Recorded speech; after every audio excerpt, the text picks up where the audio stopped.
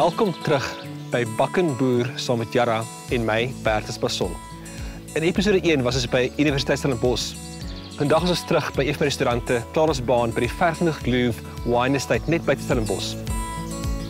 Ons kyk na hoe om voedselsekuriteit te verseker. Hoekom mors ons so baie en wat kan ons daaromtrent doen? Ons reis van universiteit tot plaas, deur die kombuis en eindig op jou bord. En die resepte? Wel, hulle is beskikbaar in die beskrywing van hierdie video. In hierdie reeks ons vraag wys dat daar baie meer is aan die eenvoudige aardappel as wat jy dink. Welkom by Bakkenboer saam met Jara en my, Bertus. My naam is Pieter Brink. Ek is landboukundige by Jara in Suid-Afrika, werk meestal op groentes. Ek is Dr. Carmen Miller van die Universiteit van Pretoria, hier namens Aardappel Suid-Afrika. Ek is Dr. Estelle Kempen, navorser en agronoom by Stellenbosch Universiteit. Ek en die expert gaan lekker gesels oor hoe boere en chefs kan saamwerk om voedselsekuriteit vir almal te verseker.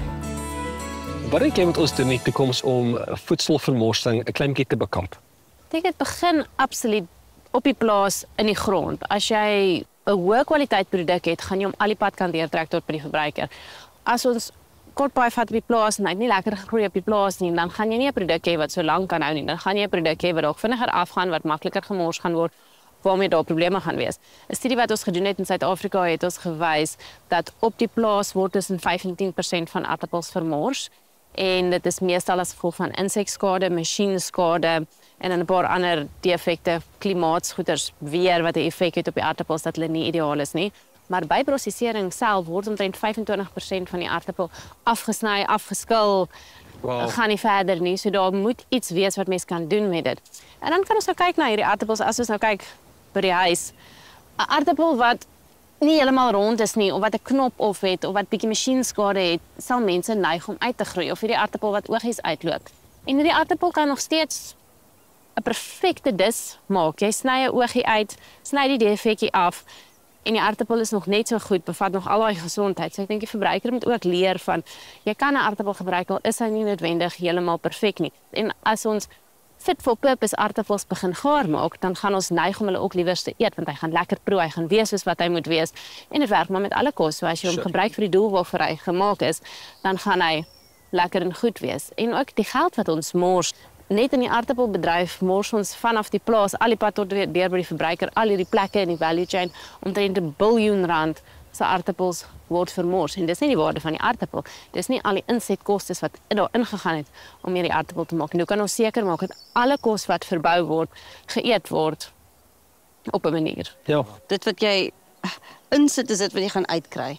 En ek dink baie keer vergeet ons dat wanneer jy hierdie aardappels uit die grond uithaal, kom saam met dit ook 'n groot klomp voedingswaarde. Dit wat ons nodig het ook as 'n voedingsbron vir mense, maar daai voeding moet weer terugkom in die grond. So onthou, boerdery gaan eintlik alles oor die grond. As ons grond gesond is, gaan ons aardappels gesond wees, gaan ons gesond wees.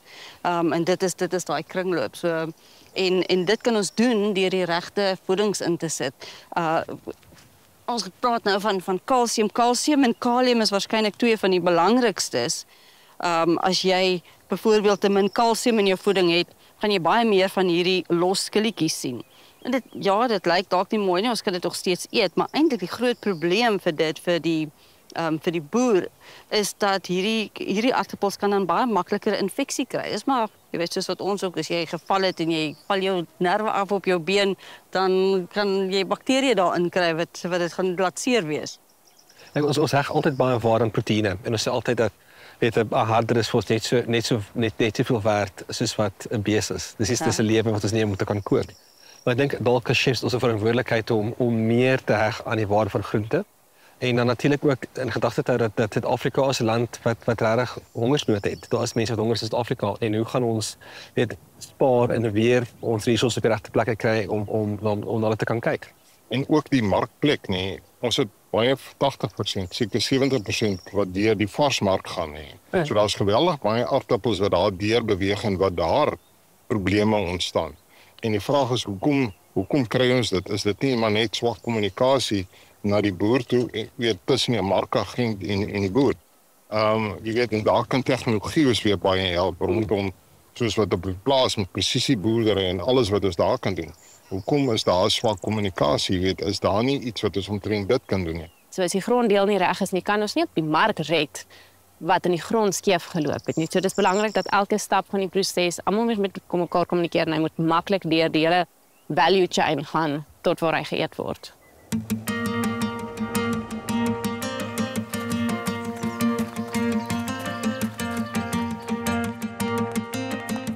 So, Dr. Carmen, minimale voedselvermorsing is natuurlik kook met meer smaak, minder afval en 'n klein bietjie slimmer werk. So kom ons wys hulle wat gedoen moet word. Absoluut. Dis 'n luukse aardappelresep. Ons gaan vandag aardappelsoevleis maak. Wys jy kan enige ding met 'n aardappel doen. Wel, dit is 'n paar lekker kinks in die resep eintlik. So die beginpunt vir ons is om 'n basis te maak soos amper soos 'n witsous wat gegeur is. So ons begin met eiergele soos 'n amper soos 'n vla wat ons bymekaar meng. By dit gaan ons sit potato starch. Is dit iets wat mens algemeen in die winkels kan kry? Waar koop jy dit? Baie. Dit is oral. Dit is 'n great stabiliseerder vir souse en so. Ons gebruik 'n bietjie mielieblom ook. Paprika. Sout. En dan neutmuskaat, kwart nutmeg. En ons meng hierdie outjies almal lekker saam. En dit maak van 'n paste, né? En wat ons ook hierby gaan sit, is lekker gerasperde, goeie kwaliteit kaas. En vandag gebruik ons Huguenot van Dalewood. Dis gebruik hierdie outjie, ek kan sommer al van proe. Dis heerlike verouderde kaas uit die wynlande uit. Wat is ook by meng. Sal 'n ander tipe kaas ook daar werk? Wat sal ander opsies? Enige ding, Emmentaler sal werk hierby, Gruyère sal werk. Ons het baie gelukkig dat ons soort van hierdie kaas op ons voorstoep het. Reg, ons gaan stoof toe. Ons is 'n klein bietjie warm melk. Ons voeg so 'n klein bietjie daarvan by ons eiergeel mengsel. En die groot woord hiervoor is ons sê ons temper. Natuurlik, jou melk was onder kookpunt gewees. Dis korrek, vir nou. Alles in 'n pot. Dan sê en dan gaan stadig begin met dit. En jy is welkom 'n bietjie te roer as jy wil. So die basis van die meeste sout soevleis of savory soevleis begin met so van 'n wit souse basis of 'n bechamel basis. In hierdie geval natuurlik met kaas vir flavour. Dis dit dan mee lekker hierdie lekker chefs hande, ja. Ja, lekker gedek het. Dis dit. Al jou kaas gesmelt. Kom ons stap hier.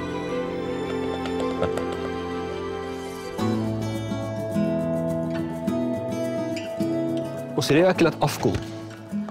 Voordat ons ons soevleis maak, so net in 'n skoonbak hierdie lekker dik kaassous.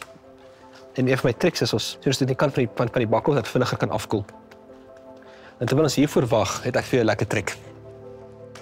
Ons moet ons soevlei bakkies met iets uitlyn dat dit nie vasstik nie. Nou proe hierdie. So 'n sling chippy. Sout en 'n syn chippies, né? Classic. Nice. So ons vat ons bakkie, ons smeer dit vol botter en ons reëls is ons smeer dit op. En die kamma, dis lekker sagte kamertemperatuur botter. Ons vat ons chippies. So dis 'n dubbel aardappel soevlei. Hierdie is net aardappel, nee, dis 'n klomp aardappel in. En ons maak seker daar oral op die botter 'n bietjie chippies vassit. Wat is daar spesifiek wat jy van hou om in die kombuis te doen om te verseker dat jy minimale vermorsing het van kos? Tips en triks. Wel, dit begin eigenlijk met hoe jy aankoop. As jy alles gaan koop wat perfek is, né, dan maak ons amper geen sin nie. So ons begin deur te sê, great, baby, kan ons vars bestanddele koop wat regtig van hoë gehalte is, maar dit hoef nie perfek te wees nie. En natuurlik om meer bewus te wees van wat jy doen. Jy weet, 'n aardappel kom natuurlik met twee dele, vleis en skil. Hoe benader jy 'n hele groente om seker te maak dat jy alles opgebruik natuurlik. En dan as by proteïene kom raak dit vir ons baie belangrik. Ek voel altyd weet diere gee 'n hele lewe en dan mors ons daarmee. Ek dink 'n bietjie oor hoe om ander kulture aan te neem. Ons is baie gelukkig in Suid-Afrika. Ons eet goeie soos slappap en mofino en heerlike interessante geregte wat kom uit ander kulture uit. En ons moet dit reg kan aanneem in ons eie eetkultuur. Weet en is alles goeders wat kom uit amper afvalkos uit. So kos wat mense nie gewoonlik sal eet nie. Pompoenblare, boontjieblare, spinasiestingels. Dis 'n heerlike kos, né? Dit was 'n regte plek daarvoor. alles hoef nie perfek te wees nie. Aardappels kan 'n bietjie attitude hê, hulle kan 'n bietjie Ek sien sommer jy. 'n duikie of 'n snytjie of iets op 'n leed. Want moeder natuur is nie altyd perfek nie. Absoluut. Ons werk met 'n biologiese produkkie. Sy gee wat sy vir ons gee. So ons soort van ons bakkies is reg met ons lekker sout en sand chippies gelyn. Nou gaan ons hierna begin kyk. So hierdie is ons basis vir ons soufflé en hierby gaan ons sit kapok aardappel. Ja. Nog so 'n klein bietjie kaas en natuurlik om 'n soufflé te laat rys, het ons eierwitte nodig. So die eierwitte van die gele wat ons hier gebruik het, gaan ons masjien en ons gaan dit begin klits. Hierdie is ons kapok aardappels. Hoe maak jy jou kapok aardappels? Is hulle gekook, gebak? Ek verkies gekook altyd. So ek kook my kapok aardappels. Baie sout in die water. Kook tot sag. Gooi die water af. Sit die pot met die aardappels terug op die stoof om af te stoom. Dan word deur 'n sif gedruk. Dit is 'n baie lekker droë meringue. Want daar is geen suiker nie, so dit is nie so stabiel nie. Ons sit nog 'n klein bietjie kaas by. Hierdie kaas gaan smelt. Dit gaan 'n soort van vir jou daai lekker lepel trek kaas gee in die oond. Eers deel van die meringue meng ons bitter vinnig by. En dit vorm deel van die basis. En dan die volgende deel word lekker stadig bygevou. Maar ek dink dit is ook lekker om te wys dat 'n aardappel nogal fancy kan wees, hè. Hierdie aardappel is definitief na privaat skool toe. Die tipe resepte, die meeste van die avondspring, die rys kom eintlik van stoom af. Natuurlik vir die water vir die resep in die stoom uittrek. Dan sê ek check daar. Goed. Nou gaan ons hierdie bakkie stadig volmaak. So lekker groot vetlepel in elkeen. Wat jy kan doen is wanneer ons nou skep, jy kan net hulle opstel en so 'n bietjie vir my tap asseblief tot hierdie 4. Hierdie akkies gaan nou oond toe. Dit vat so 8 tot 10 minute. Hulle gaan mooi oppop aan die kante. As ons vir ons gaste het, gaan ons 'n wonderlike so van eie en kaassous oorgooi wat flippend lekker is, né?